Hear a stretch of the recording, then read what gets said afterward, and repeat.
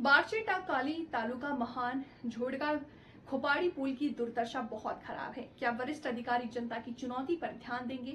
इस पुल के बह जाने से जोगड़ा खोपड़ी गांव के आम नागरिक, किसान, खेतीहर मजदूर, छात्र, इलाज के लिए महान जाने वाले मरीज सभी को जान का खतरा है। हमारे विधानसभा और लोकसभा में जनप्रतिनिधि हैं, सत्ता पक्ष को नोटिस नहीं देते। अगर उन्हें बुलाए तो ग्रामीणों में अरबाज भाषा का प्रयोग करते हैं। हम आपके चैनल के माध्यम से सरकार से अनुरोध करते हैं कि इस पुल की जल्द से जल्द मरम्मत कराई जाए। गोर कुलदीप चौहान, गोर सेना जिल्हाध्यक्ष, अकोला।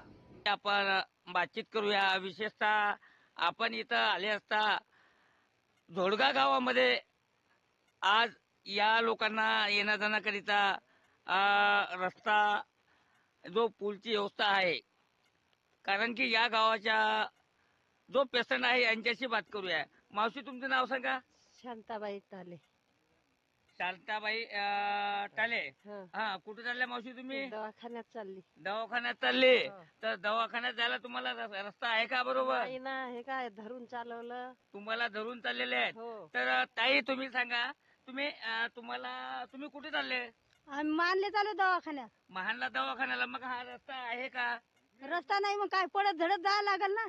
मग आज तुम्हाला या पुलाची दुर्दशा अशी आहे, तर कोणी अधिकारी कोणी तुमच्याकडे फिरकून आले का? तक्रार वगैरे दिली का? काहीच नाही, कोणीच नाही आलं. माणसं मेल्यावर येतात.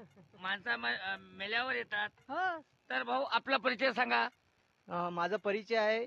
मी गोर कुलदीप विजय चव्हाण आणि मी गोरसेना जिल्हा अध्यक्ष या पदावर मी काम करतो. आणि सर्वप्रथम मी या गावाचा एक सदस्य आणि नागरिक आहे.